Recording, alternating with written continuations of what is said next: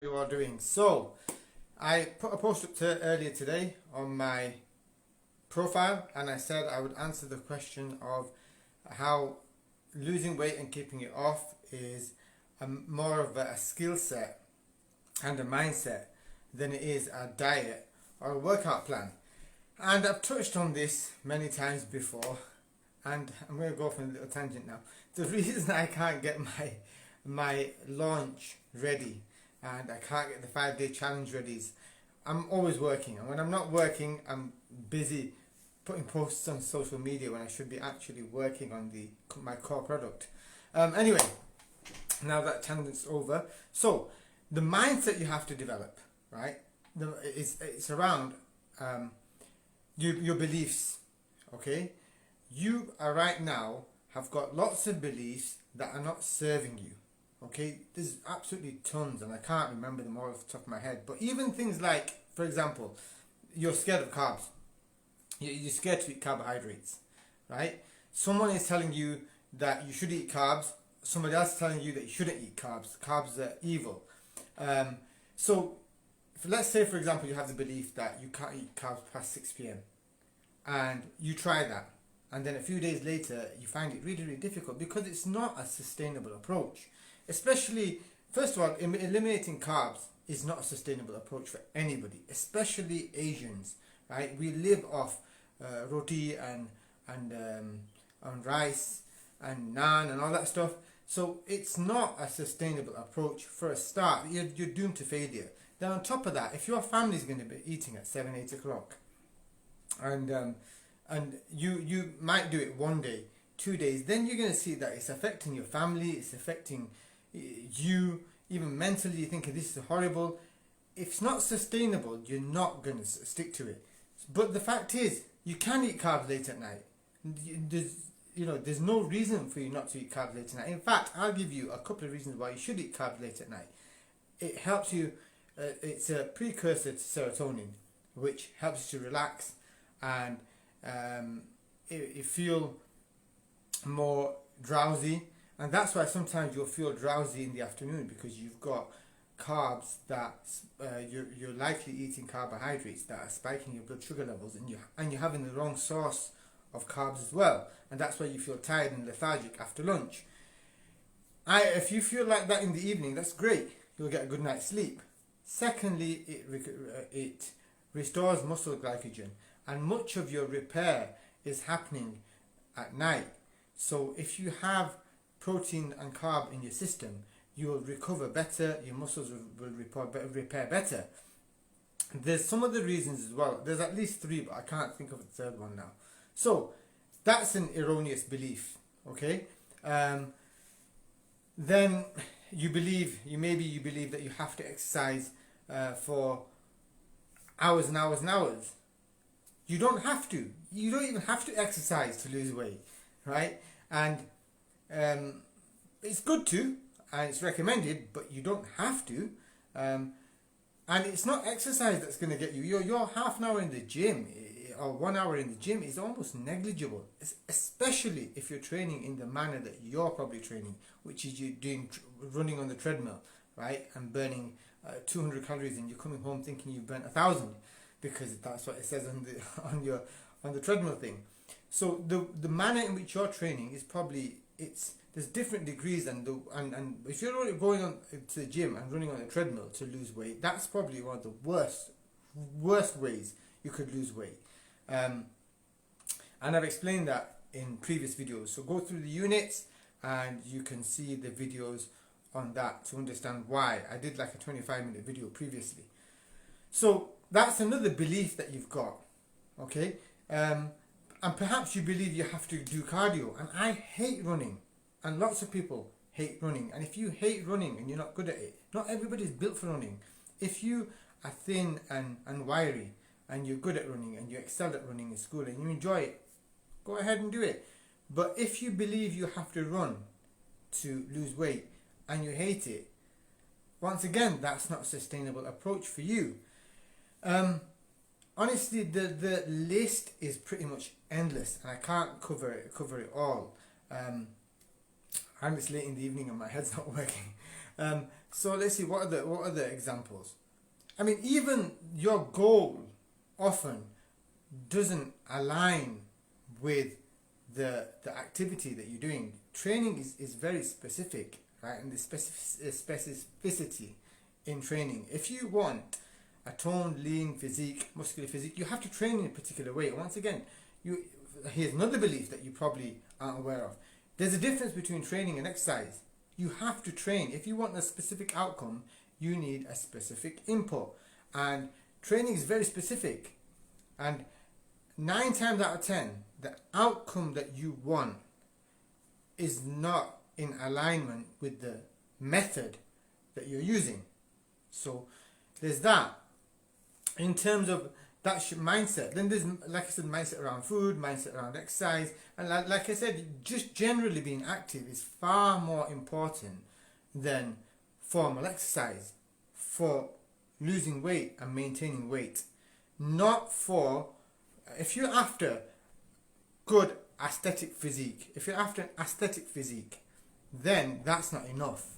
That will help you lose weight, but it's not going to give you the muscular, athletic, toned look. For that, you have to train in a particular way. But once again, another example that somebody messaged me today, and I straight away I could see red flags there. They said to me about them needing the gym. And I said, you don't need the gym to lose weight. And they said, well, do you need the gym to get muscular? Not really. You don't, but nevertheless, it does help if you're in the gym, and barbells and dumbbells and stuff really help. However, if you've got a lot of weight to lose, you shouldn't even be thinking about trying to build muscle. Building muscle is going to happen as a byproduct, especially if you train in the manner that I would prescribe for you. You will build some muscle, but building muscle shouldn't be your goal. And this is the trap that a lot of people in the gym fall into. You'll see some guys, and I was one of those guys. If you look at my pictures prior to 2012, I had been training for over 10 years consistently, and I looked like crap. Like I had a belly that hung over my belt. I had man boobs and everything. And I remember, like, this is when it really hit me, right? I went on holiday. Well, in fact, it still didn't hit me like a few years later after I got even fatter. I went on a holiday with some of my friends, and I remember, because I was always in the gym, one of my friends was under the assumption that I'm gonna look amazing. And when I took my top off and I was on the beach, he said to me, look, I'm disappointed in you, bro. He goes, what on earth is this? He goes, you're always in the gym. Like, you're always training and you're fat. Right? And I thought, oh damn, yeah, like I am fat, but I was only mildly fat. I was only I was maybe a stone and a half above my ideal weight, or my muscular weight. I'm about 77 kg now. I was about 83 kg or something like that, 82. But I'm 77 kg with like 7 kg of muscle. If I lost all of my muscle, I would be about 69, 70 kg. Now, I was a little bit fat, right? And but still, I didn't look good. I looked pretty crap for somebody that was in the gym for 5-6 days a week, training hour and a half, 2 hours each time. I looked pretty crap. And if you go to any gym, in any of your localities, you'll find a lot of Asian bros. The Asian bros doing the biceps every chest and arms every day. Them guys, they look crap. Like, some of them look muscular when they've got tops on. They've got big, it looks like they've got big shoulders and big traps and big thingy. But if they were to take their top off on the beach, they look like crap, honestly, right? And then I got worse. And then you saw that picture when I'm on the boat and I've got this massive belly hanging over. That was whilst I was training consistently, at least 4 to 5 times a week, more than I am now, way more than I am now. So once again, now, point being, right, if here's a litmus test. If you cannot see your abs, if you can't see at least a 4-pack, you should focus on losing weight. When you can see at least a 4-pack, even then it's not ideal. Even then it's not ideal. Ideally, you want to get to 10% or below before you focus on building muscle.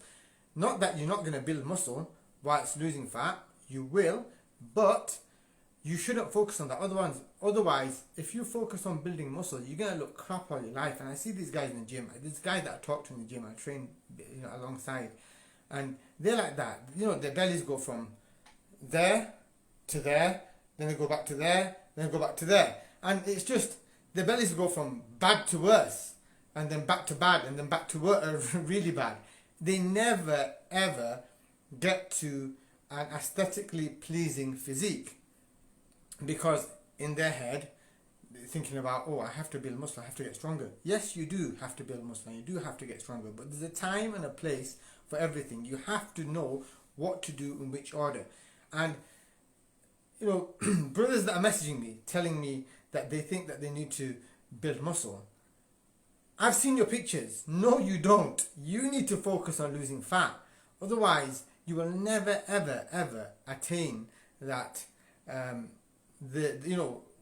You'll never look like somebody who actually trains. There's a guy called John Barban. John Barban wrote a book back in one of these ClickBank books that he wrote back in 2010, 11. That's when this hit me as well, because I read his book, and because I was of this, I was like, why can't I get this physique? Maybe I need to build more muscle.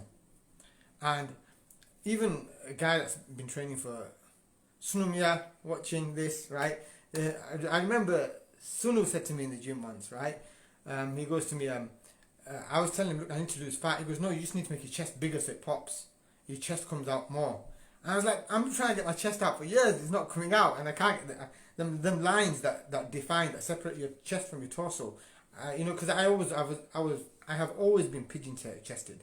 Always, all my life, I had a really, really small rib cage and small frame, right? When I went to Bangladesh back in 97, in Bangladesh, my cousins were calling me pigeon chest. In Bangladesh, these people are like, they're so frail and so small, and them guys were calling me pigeon chest. Can you imagine, right? So I've always had a small frame in that sense, okay? So it's always been really difficult for me to add any muscle mass to my chest, always.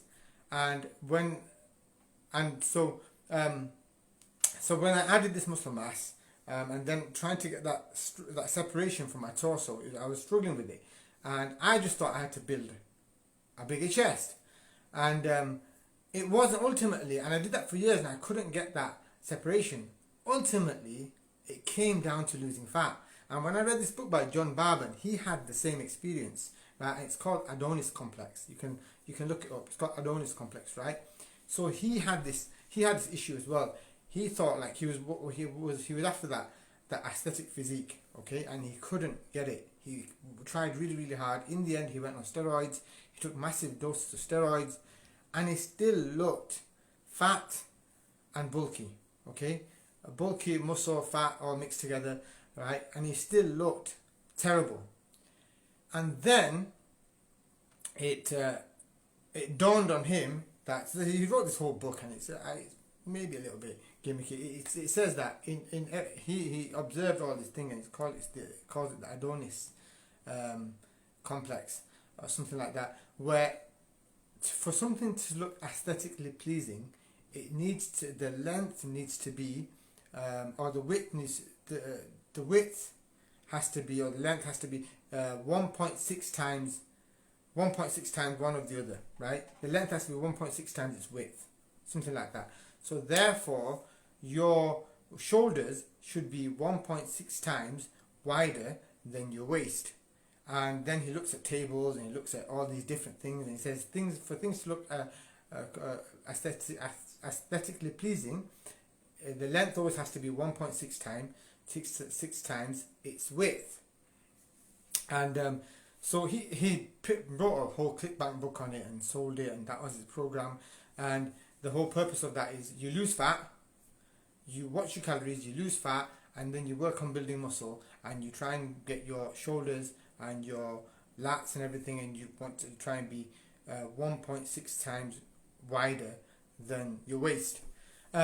So it dawned on him after years and years and years that he has to lose fat. So for me, with any of my clients, if they come to me and they say they want to build muscle, and they're holding fat, I say no. You need to lose fat first until you can see a six pack. Otherwise, you'll never be pleased. You'll come back to me and you'll be telling me, "Oh, Adam, I've been training with you for so long and I still don't look good. Why don't I look good?" Because you need to lose fat.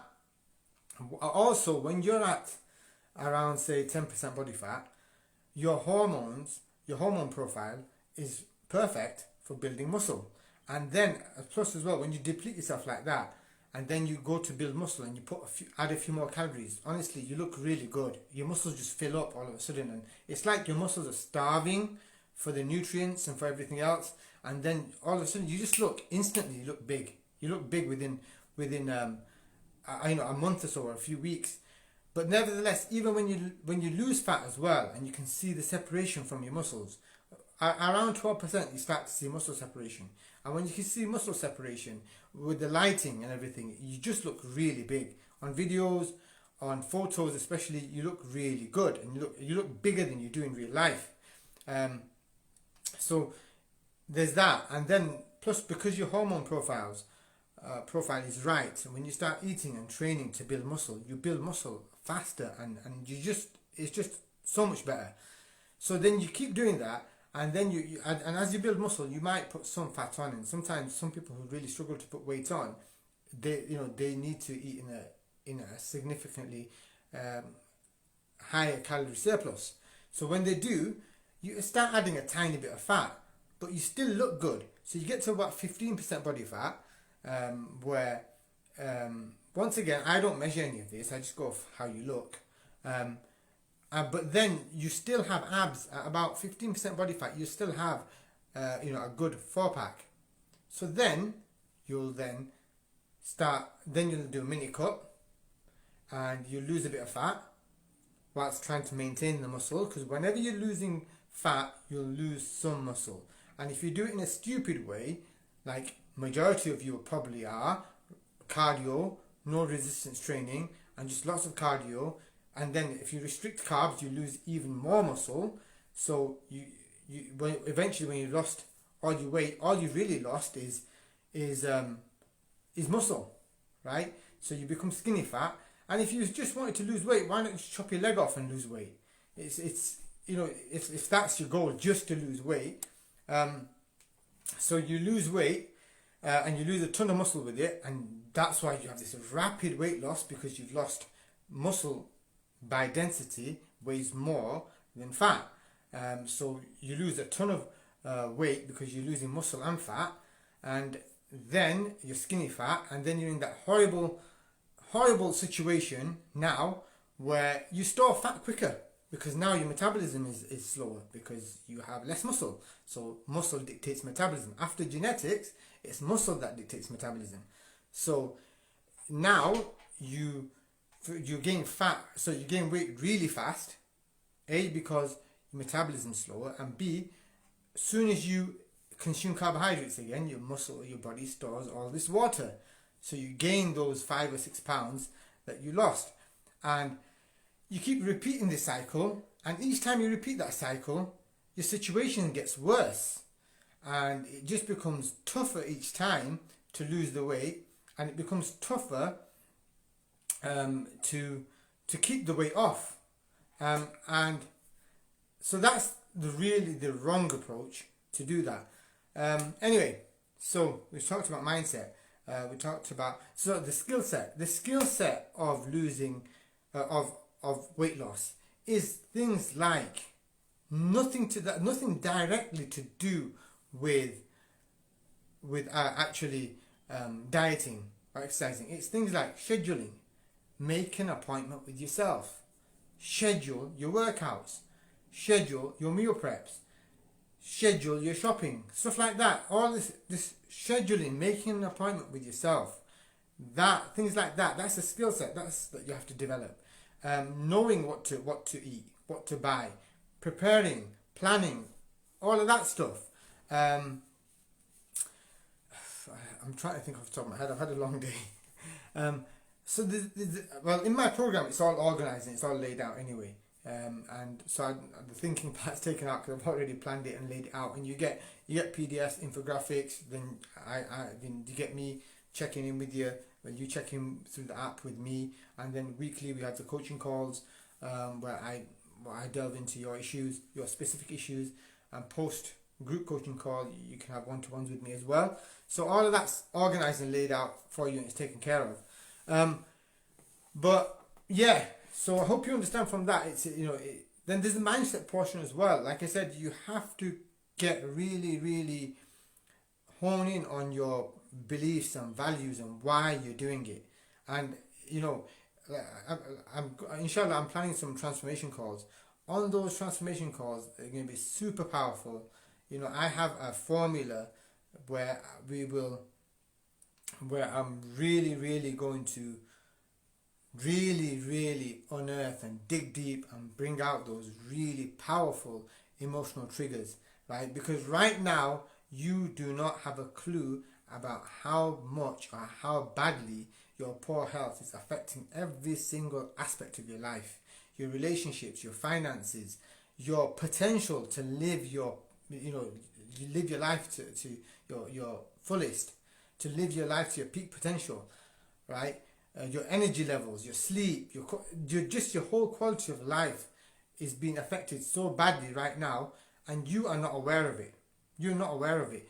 Let me tell you something. Once I started optimizing my sleep and making sure I get enough sleep, now when I have an off day, I know how I can feel how my productivity suffers, right? I can sense that. When you start eating well, then you'll notice that when you have a doner kebab, you almost feel ill, right? Up until then, you have some sort of immunity. You can't tell. But when you start eating really well, when you have these unhealthy foods, instantly you can feel it. You can feel it how it affects your body. You're far more in tune. Similarly, when you're getting good sleep and good rest, and then you have a day where you don't get good sleep, you'll see just how much it affects your day and your productivity. And I have a family member who's like that. Their sleep is terrible. They've got a really high pressure job. They work long hours, and they're like zombies all day. They're like zombies. And I look at them and I think, oh my God, like that's how I used to be. That's how I used to be. And it's awful. It's like you're dragging yourself through treacle every day, right? And every day just feels like a chore. And one of the reasons you are unhealthy, once again, it's your lifestyle. You have to fix your lifestyle, and you have to develop the skill set to fix your lifestyle. If you're stressed all the time, if sleep is poor, when your sleep is poor, you're stressed, and because you're stressed, your sleep is poor. So when you're not exercising, when you're not eating well, your energy levels are low. You are always feeling like crap. You're feeling stressed. You're eating the wrong foods because you're stressed. You're craving these high sugar, high calorie dense foods. But them high sugar, high calorie dense foods are causing you to feel more. Causing you to have these energy spikes and crashes. So you're feeling lethargic and tired. They give you that sharp boost of energy, but then straight away you feel lethargic and tired again.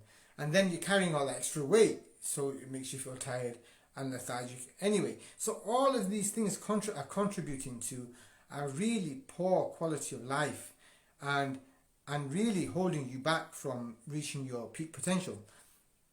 But until you get out of that, you're not going to know. You're not going to know how much your difference is making. It's like I always give this analogy of a frog being in a well. When a frog is trapped in a well and it thinks that this is my world, and it thinks, okay, the well is its world. When it comes out of that well, only then can it appreciate what the world has to offer. Similarly, until you have maximized your health and you are actually seeing how much more energy you have, how much more clarity you have, how much more productivity you have, how your relationships, especially with your spouse, how that is affected. Until you see all of that and you see the benefits of that, you're not going to know what you're missing out on. And that's why I believe that this thing that I have to offer has so much value. And once again, I have a specific formula to help you realize and come to this conclusion of what it's costing you to stay as you are right now. And I'll do that on the transformation calls. I'm going to open one to three appointments in my diary each week, inshallah, and 1 or 2 lucky people. If I, you're gonna have to go through an application process, and if I think you're a suitable fit and you're committed, and then I'll allow you to jump on a call with me, and you can see then just how powerful that is. Anyway, guys, I think I've waffled on long enough. Do go through the units, and there's a lot more in there, and if you have any questions, leave them in the comments and I will address them when I can. Okay, Assalamu alaikum, take care.